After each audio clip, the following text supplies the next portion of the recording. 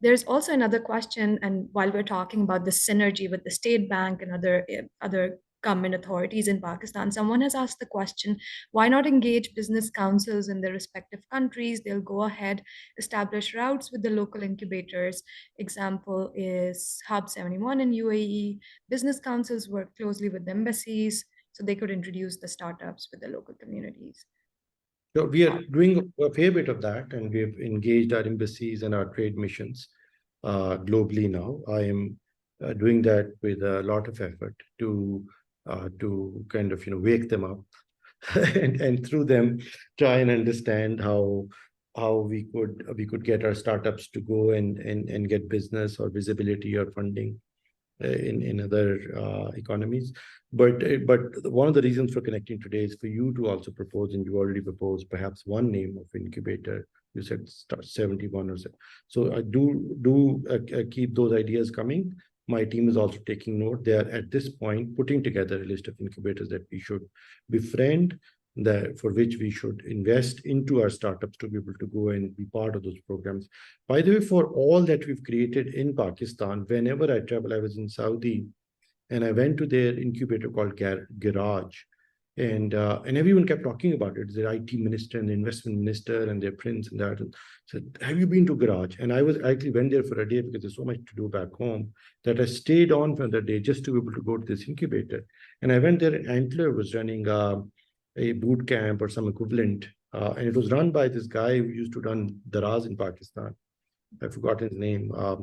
And he said, we have, 30 odd startups here, and 13 of those are from Pakistan. So 13 Pakistani founders, so single largest cohort. So these guys are doing fantastically well. And some of them, if they had the resources that we're now putting on the table, for them to travel and provide for lodging and incubation fees and acceleration fees and all of that, I think we would be able to send even more than that. So, but I think Pakistan does have a lot of good investable startups. I believe I saw a comment of that for that sort also. I think it's just a matter of now, sort of having kind of re-energizing this startup ecosystem. Of course, in 2021, 22, we had got about $700 million coming in for these startups. And because the global VC funding, because the Fed rates, et cetera, is dried up. So, I think at least enabling early stage investment so that we build some deal flow for bigger ticket sizes as VC money becomes available. I'm hoping around March, April next year, or second quarter.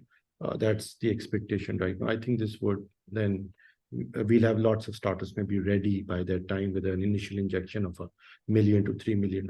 They can do a $8 to $10 million round, which is where a lot of you would want to come in also.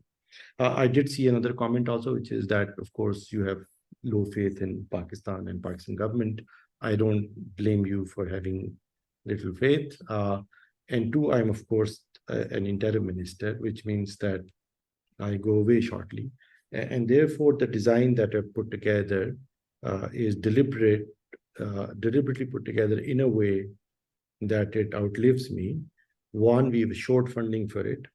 We have made it such that Ignite, which gets 0.5% of all the telecom revenue in Pakistan, a large part of that funding goes into Pakistan Startup Fund, and this becomes the vehicle or the mechanism through which they support the startup ecosystem beyond the incubation space that they're active in.